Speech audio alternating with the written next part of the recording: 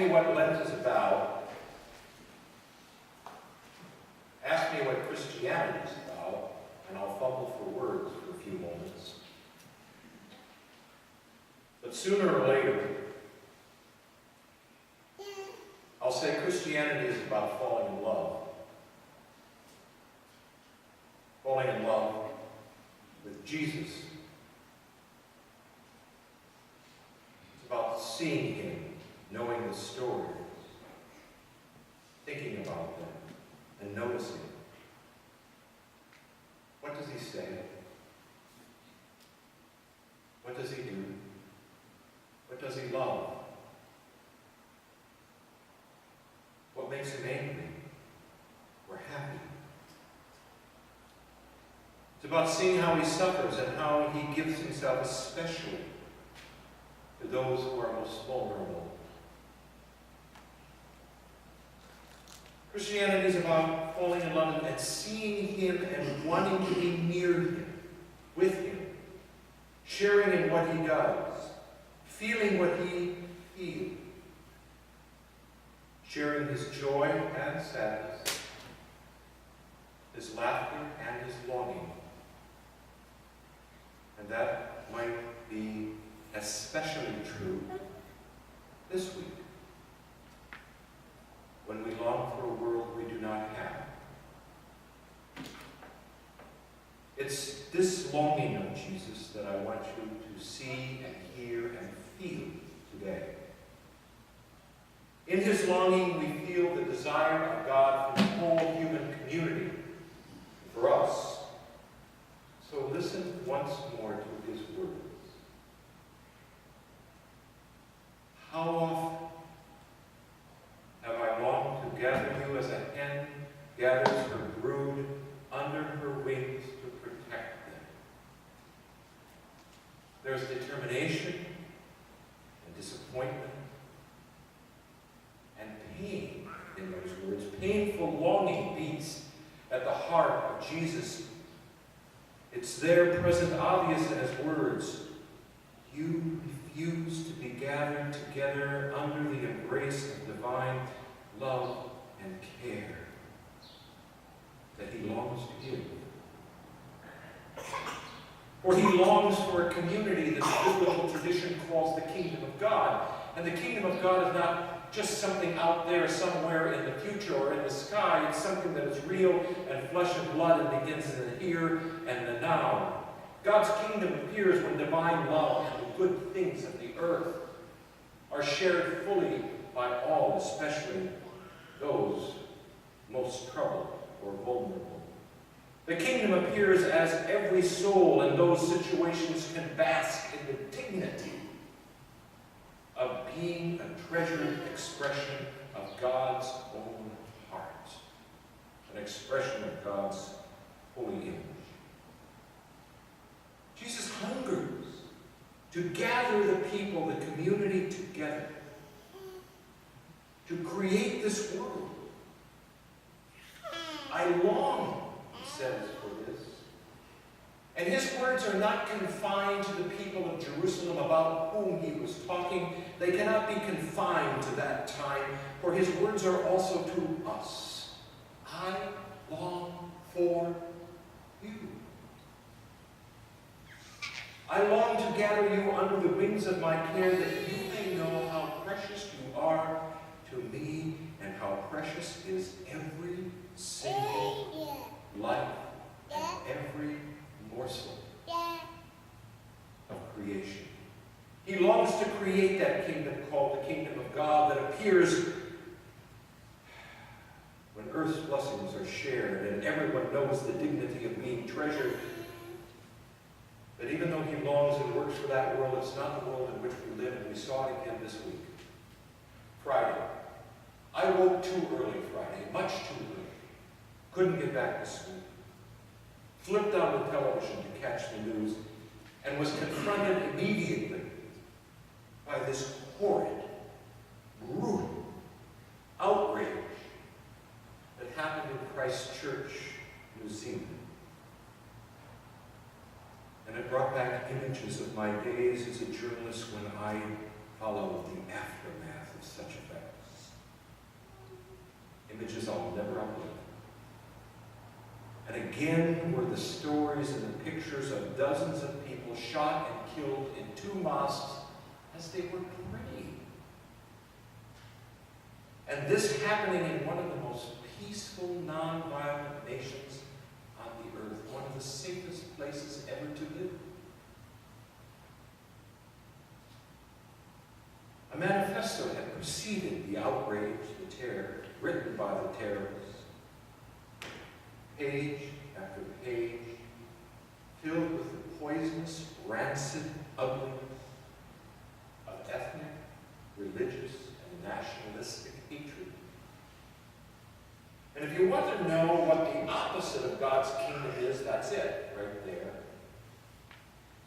And the pain of those who mourn, the sorrow of a nation reeling from the wounds of hatred, that longing, that pain, that sorrow, that's what we hear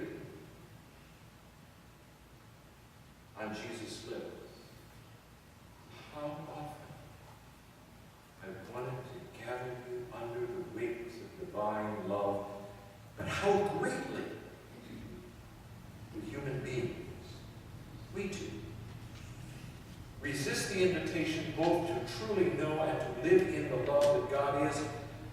For in all of us there's that temptation that we fall to one way or another of fearfully building barriers around our hearts or walking a path of just self-interest or greed or prejudice, and in worst cases, hatred. I saw a little article that both amused and informed me toward the end of the week. It was in the paper. It was humorous and it was serious, and it commented that on Thursday, the world was better and more peaceful for 14 hours. Did you notice it? Was your Thursday better than Wednesday or Friday? Well, for 14 hours on Thursday, Facebook was down. It wasn't working. I suppose Mark Zuckerberg was having, a meltdown. But for 14 hours, it was harder to argue with your relatives. All right? It was harder to argue about politics.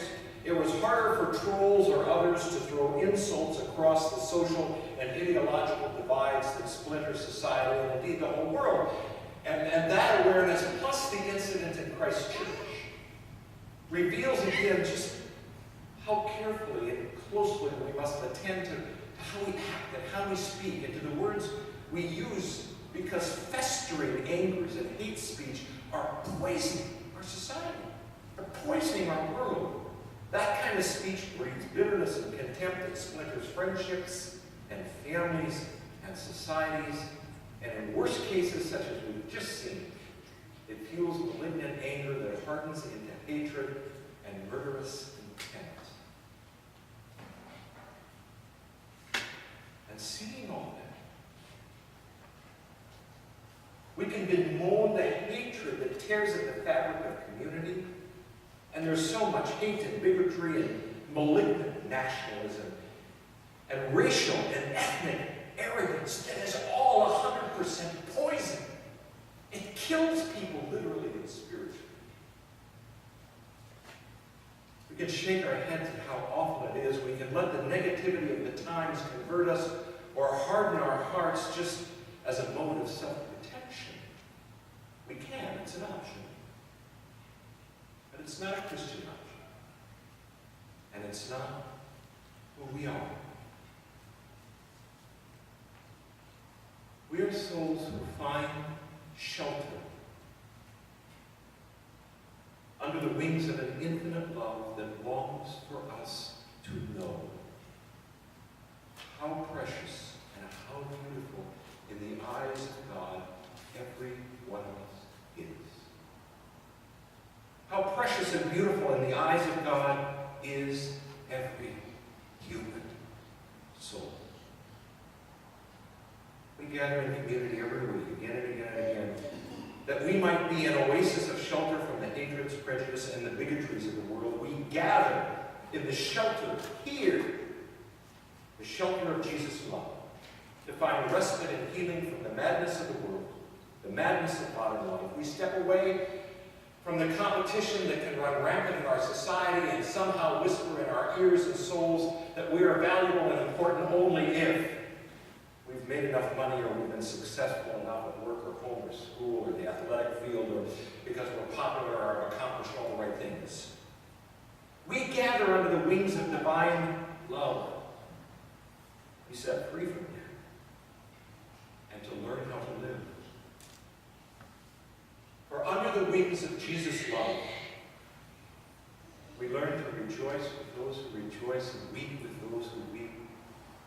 We learn to bless and speak peace instead of denouncing those who are different.